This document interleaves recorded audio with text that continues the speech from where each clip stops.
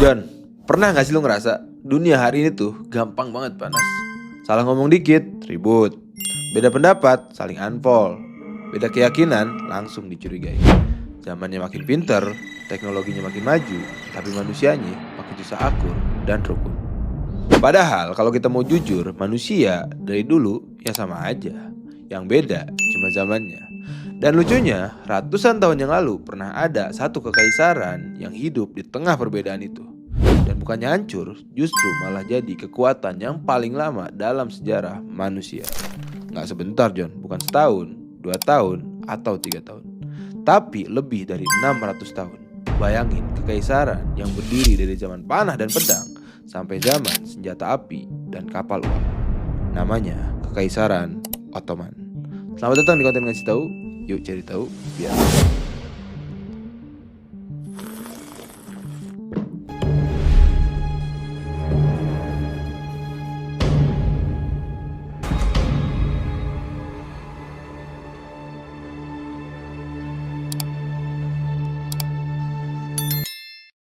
Yuk kita mulai dari yang awal banget John. Anatolia di akhir abad ke-13. Daerah yang gak stabil ini bekas wilayah Romawi Timur.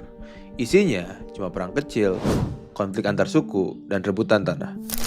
Kalau diibaratin zaman sekarang, itu kayak daerah yang ekonominya gak jelas, keamanannya rawan, dan gak ada yang lirik. Di situ hidup satu suku Turki kecil. Pemimpinnya bernama Osman I. Osman bukan tipe pemimpin yang viral. Dia gak punya nama besar, dia gak punya pasukan elit, dan juga harta berlimpah. Tapi Osman punya pemikiran yang beda. Dia gak ngejar hasil cepat, dia fokus ke pondasi. Buat Osman, menang hari ini itu penting, tapi bertahan ratusan tahun jauh lebih penting. Nah, pada tahun 1299 Masehi, dia ngedeklarasiin wilayahnya berdiri sendiri. Gak rame-rame, gak heboh, gak ada selebrasi, gak ada pesta gede. Tapi dari situlah Kekaisaran Ottoman dimulai. Ini bagian penting John. Banyak kerajaan di sejarah menang cepat, tapi runtuhnya juga cepat. Ottoman kebalikannya. Mereka pelan, kadang kelihatan lambat, tapi konsisten. Ketika naklukin wilayah, mereka tuh gak pernah mikir gimana caranya gue nunjukin kekuatan. Tapi yang mereka pikirin gimana caranya supaya wilayah ini gak ngeberontak. Caranya agama gak dipaksa, lakum dinukum waliyadin. Budaya daerah jalan aja terus. Dan pemimpin lokal mereka ajak kerjasama. Ottoman tahu banget satu hal penting. Rakyat yang takut itu cuma nurut sementara, tapi rakyat yang nyaman itu setia selamanya. Hasilnya banyak kota yang mikir, daripada kita perang terus, mending kita ikut Ottoman. Dan itu bukan karena Ottoman paling baik, tapi karena mereka paling rasional.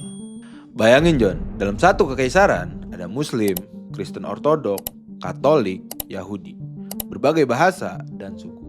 Kalau mereka salah ngatur dikit aja, itu bisa jadi bom waktu. Ottoman sadar, mereka gak bisa bikin semua orang jadi sama. Jadi mereka bikin satu sistem yang simple tapi efektif. Caranya, lu beda agama, no problem, it's okay. Lu urus sendiri urusan iman lu. Negara gak bakal maksa. Yang penting hukum negara dipatuhin dan pajak dibayar. Di zaman sekarang kedengeran normal, tapi di masa itu revolusioner banget.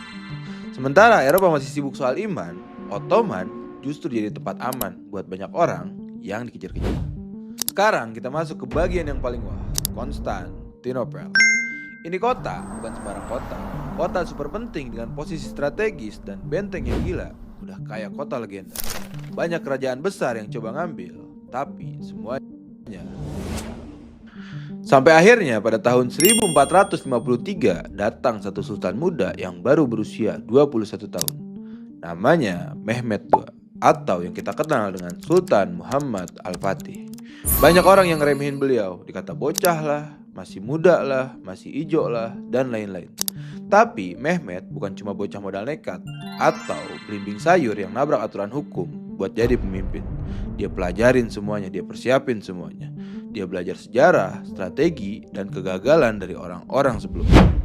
Pas dia nyerang Konstantinopel, itu bukan serangan biasa atau cuma asal serang. Tapi meriam besar dipakai, kapal ditarik lewat daratan, logistik dijaga ketat. Dan ini yang paling susah, nahan ego. Serangan ini gak berlangsung sehari atau seminggu, tapi berbeda. Dan akhirnya pada tanggal 29 Mei 1453 Masehi, tembok yang berdiri lebih dari 1000 tahun itu pun runtuh. Konstantinopel jatuh dan dunia masuk bab baru. Setelah itu, Ottoman gak cuma besar, mereka tumbuh lebih dewasa dan matang. Di abad ke-16, mereka masuk masa kejayaan. Sultannya, Sultan Sulaiman, bukan sultan biasa yang cuma bangga akan wilayah yang luas. Dia ngerti, menguasai manusia itu lebih sulit dibanding nguasain tanah. Makanya dia fokus ke administrasi, hukum, dan keadilan. Nah John, disinilah ceritanya mulai pahit.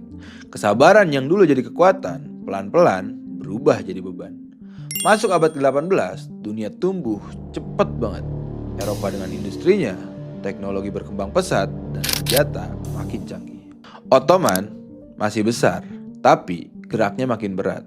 Wilayah yang terlalu luas, birokrasi ribet, utang numpuk, dan dunia mulai ninggalin mereka. Sampai-sampai muncul julukan pahit, orang sakit dari Eropa. Yang bikin sedih, akhir Ottoman itu nggak dramatis. Nggak ada pertempuran akhir yang epik, nggak ada istana besar yang meledak. Cuma pelan-pelan dilepas dan luntur. Setelah Perang Dunia Pertama tahun 1924, Kekhalifahan Ottoman resmi dibubarkan dan selesai. Bukan karena satu kekalahan besar, tapi karena kalah oleh perubahan zaman. Dari Ottoman kita belajar, kesabaran itu kekuatan, toleransi itu strategi, dan keimanan bisa menyatukan selama dibarengi dengan keadilan. Tapi jangan lupa, dari Ottoman juga kita paham, kalau kita berhenti berkembang, sebesar apapun kita hari ini, kita bakal tertinggal dan kalah. Ottoman hampir menguasai dunia, bukan karena paling brutal, tapi karena paling sabar. Thank you very much, terima kasih banyak buat lu semua yang udah nonton sampai akhir video. Jangan lupa pencet like kalau lu suka videonya, dan lu bisa kasih komen di bawah buat masukan, saran, ataupun ide menarik lainnya. Dan jangan lupa pencet subscribe supaya lu gak ketinggalan video-video lainnya. See you.